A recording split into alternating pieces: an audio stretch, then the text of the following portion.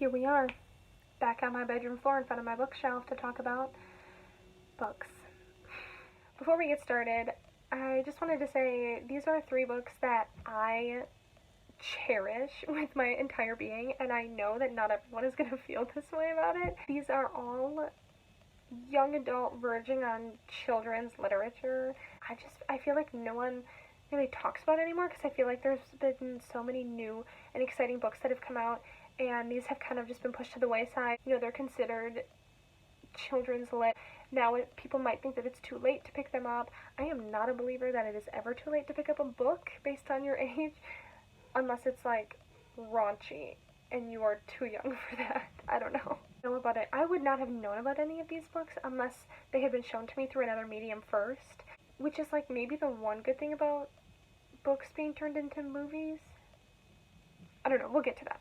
So yeah, these are some of my favorite books that I feel like we need to talk about more, and if any of you have feelings about these books or want to talk about these books, please comment below and talk to me about them. I am dying for someone who has read them to talk to me about them. It might be a little bit of an eclectic taste, or maybe too magic-y or fantasy or childlike for a lot of people, but I adore these books. Please reach out. I think that there's something magical about them.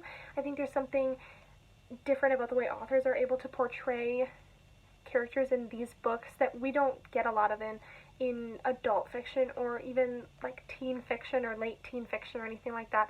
I think that there's just sort of a magical essence to it. These are just really fun, easy reads that I just don't think we talk about enough. Because I mean, let's face it, we all love Coraline or were traumatized by Coraline. We all love to talk about Harry Potter and Percy Jackson, but I think that there's a lot of literature that has just been overlooked by the hype of this, that, and the other thing. I'm not saying they're perfect, and I'm not saying that if I were to read them again, they would be unproblematic in any way, because, like, trust me, there's a lot of books that I enjoyed growing up that today I can't even look at because they're so problematic. But, so without further ado, let's go. Okay, so first up we have Peter and the Starcatchers by Dave Barry and Ridley Pearson. If you are unfamiliar with the story, it is kind of like a Peter Pan adaptation. We follow Peter, who is an orphan, and then there's a few other orphans. I can't remember all of their names off the top of my head right now. And they are all aboard a ship, and they meet a fellow passenger named Molly, who is a young girl who is also kind of being shipped away with them. And there's magic, a mysterious trunk, you find out what the Starcatchers are, you kind of get like a backstory to Captain Hook, who is Black Stash, and lots of pirates and adventure, and it's just a really fun book. I really enjoyed reading it. It's definitely something I'm going to reread soon. I've only read it once, but it is something that I feel like we should talk about more. It is a beautiful piece of work. If you are a fan of pirates or just adventure or magic or just want an easy and fun read that's gonna kind of take you on an adventure, this is a really great book to do that with. It is witty, it's fun, it's pretty thick for, I would say, a children's book, but it's definitely a quick read. It's just got a lot of personality. You know, like when you read a book and it feels like it's lacking, like the characters are lacking personality, the dialogue isn't colorful, the characters seem one-dimensional. I mean, don't get me wrong, this is young adult, borderline children fiction, but even so, the characters had just such interesting perspectives. The dialogue was really funny, very colorful language, and lots of action. I mean, it knows its audience, and I would still consider it a good read even at 22 years old. Definitely a book that I want to reread. Lots of adventure, lots of magic, and just look at how beautiful this cover is. Next up we have Ella Enchanted. I grew up actually watching this movie with Anne Hathaway in it. It was one of my all-time favorite movies. It still is. It just is. I didn't even know that it was based off a book until like 2 years ago, and last summer I found it at a thrift store for like 25 cents. I buy all my books from thrift stores, by the way. 99% of the time, I really only buy used books. I read this book in one day, and I cried. This is another, you know, if you haven't read it, the movie is loosely based off it, I would say. It has a lot of similarities, but the plot and overall structure of it is quite different, actually. Ella is much younger in the book than she is in the movie. It is just so cute. I'm gonna have to reread this book probably pretty soon, but it's another, you know, it's like a children's book, so it's bordering on, you know, not really young adult, it's closer to children's fiction, but the story is just so sweet. It's so cute. There's still a lot of action in it. There's a lot of magical elements to it. It is so short. I feel like the movie really overshadowed this book. I think the movie is part of the reason why the book was something that I never really even knew about, because this book really just knocked it out of the park in taking a Cinderella story and making it its own thing. It's completely unique and different from that fairy tale. It's separate, it's got its own ideas, the people have their own personalities, you know, having the two stepsisters and everything. Less than 250 pages.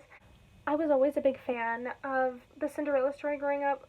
I think as a children's book, I wish I had gotten my hands on this sooner. I can't believe I read it when I was 21 years old. I think this would have 100% been my favorite book when I was 10 or 11 or 12, but it is, if I can tell you that it's still a good read today at 22 years old, I promise you it's still good. I can't say enough good things about it. The relationship between Ella and Char in this is absolute perfection. It is so sweet.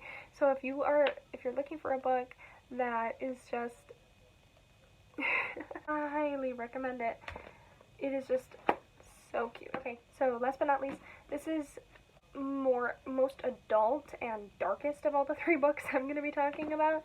It's Red Riding Hood by Sarah Blakley-Cartwright, based off of a screenplay, I think, and there's a movie with Amanda Seyfried in it. But this book was my absolute favorite growing up. I remember at the time thinking that it was such a creative way to retell a children's story.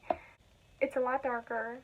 Definitely freaked me out while I was younger. I read this at like 12, but I loved it. It actually reminds me a lot, if you've seen the Once Upon a Time TV show that Red Riding Hood story has in that series. It's a little bit darker, but it's still got that like fantasy fairy tale sort of feeling to it. I'm trying not to give anything away, if I remember correctly. This is another one I'm definitely going to reread. I read a lot of fairy tale books growing up, and most of them really fell short of my expectations, and this one just really didn't for some reason. It's been a while since I've read this book. Maybe I just need to reread it and I'll have some new thoughts on it. But I do remember really, really appreciating having a female protagonist in a book that I really enjoyed. I was a big fan of dark literature growing up. I read Coraline. Should not have read Coraline. I just feel like we don't talk enough about the books that have shaped our taste for who we are now today, and why books today are so popular because of what we liked growing up, or books that we like now because of the ones that we read growing up, and how that may have shifted or changed over time. I think my love for fantasy and magic and you know, darker literature as a kid really shaped the books that I still read today. I still read fairy tale retellings, still read a lot of darker literature. My taste has definitely evolved. I still think that like the core of things that I like in fantasy are still the core things that I like in fantasy now. If you guys enjoyed this video and want to talk about books with me, please feel free to subscribe to my channel. I try to post every week. See you next time.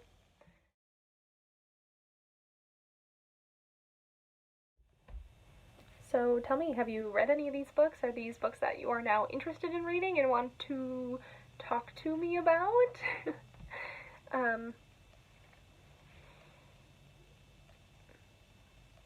Or if you completely hated them, that is so valid.